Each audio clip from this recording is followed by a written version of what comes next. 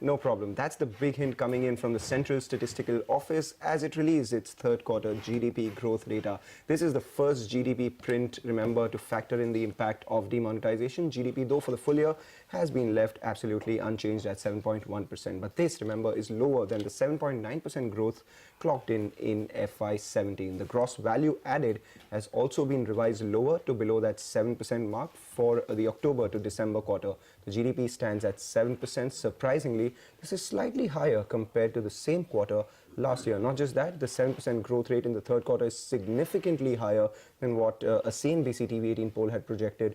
Nearly 6.1% was the poll. But here's the catch. When you compare the growth rates in FY17 with FY16, you will see that the third of a quarter of FY16 saw a sharp drop in the GDP as slowed to 6.9%. So the base effect did come in. This helped the GDP in this year's third quarter to come higher by 7%. As far as the chief statistician is concerned, he asserted that demonetization has had little impact on growth.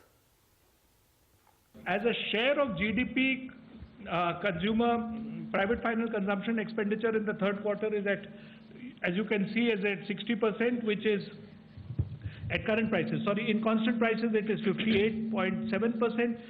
This is better than what was seen in the first two quarters.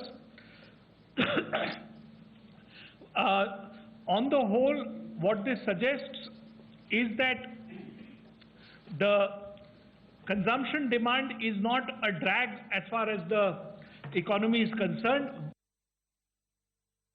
Policies like demonetization are very difficult to assess without a lot of data coming in.